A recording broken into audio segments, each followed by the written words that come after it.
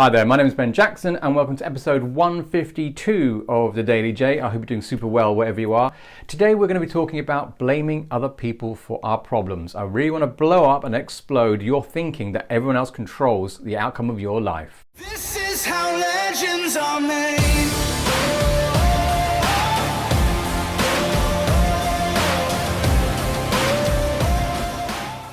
And so what I wanted to talk about is understanding and slowing down that thinking and looking to notice when we are giving the responsibility or blaming a situation or an individual for certain things not happening in our life the way we want them to. If somehow we are believing this person or company or whatever it may be holds all the cards, and if it wasn't for X, then all these other things would happen for you. Today, I really want you to examine when you put too much pressure and explode this idea that those people control everything. And I find that very debilitating because it's not taking you to where you want to go. It doesn't actually help you. It just festers inside you. So what we're looking to do is challenge that kind of thinking. When we put too much weight on a situation, a person, individual, and believe they hold all the keys to our happiness in some form. So this exercise is about reducing some of the blame and just taking the temperature out of the emotions you're bringing to it, because they're not giving you the perspective you need to get what you want or to resolve the problem.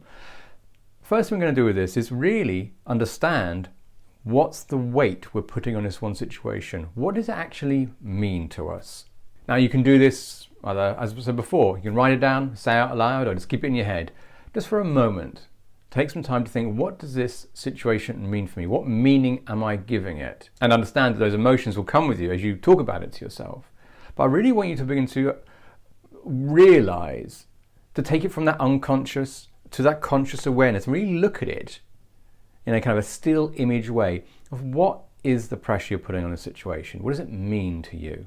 Now, why do I ask you to do this? Well, again, back to previous kind of episodes, it's about really slowing down that internal thinking to take it out of the brain and just examine it in a kind of the cold light of day and really look at it and say, is this true? Is this really what's going on? Have I escalated it from a small thing into something a lot larger? And do I need to actually just put it in perspective, find a way to navigate around it or resolve it in some form?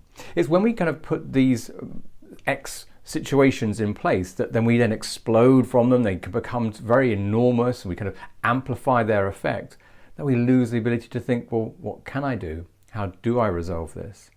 At this stage you might find some solutions coming forward. You might have some ideas, and actually you may question yourself. You may actually question your own kind of way of thinking about it, because you may realize that what you thought internally was rational, as you begin to slow down your thinking about it, maybe it's not as rational or as reasonable to think.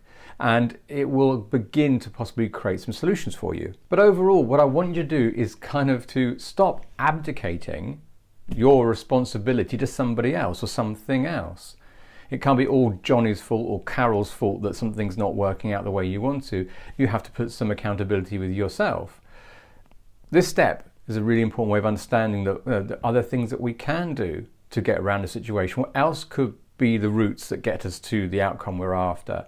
Maybe there's things we haven't thought about.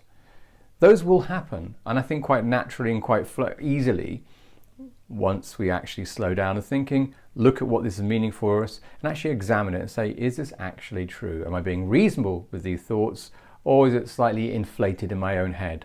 And from this, then we can create some sort of action plan of how to get to what you're after, or accept that maybe you can't get what you're after and have to look for a completely different path. It's really taking your nose away from the wall. That's the purpose behind this. It's because you're not seeing any other option. Take some distance from it. We might look at other alternatives, but you ain't going to see them when you're so close to the wall, your nose touching the brickwork, and you can't see other choices around you. Taking a step back, examining the situation, examining what it's meant for you, what it means for you, and really realistically examine if it's true or not, it's a great way to get you past that particular problem. At least then start thinking, okay, that X isn't the situation. How do I still get to my outcome? How do I get to Y? What do I have to do? What kind of different approaches are there? I hope you get a sense of the stepping back process being so vital in trying to see solutions, get that creative juices going so you can find ways to get around the problem. And certainly bringing it from that kind of jumble of thoughts in your head to actually expressing them, I say verbally and non-verbally written down, is a fantastic way to do that. So examine things that are affecting you. When are you finding that, if only X would happen, then I would have all these other things? When are you finding these kind of qualitative comparisons going on for you? And challenge them. Are they really what's going on? What does it mean for you? And are there really no other ways around the situation?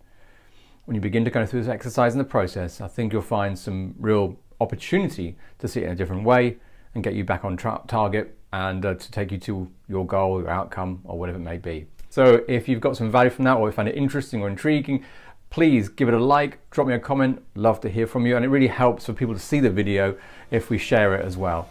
So other than that, I will wish you a fantastic day wherever you are, and I'll catch you next time. This is how legends are made.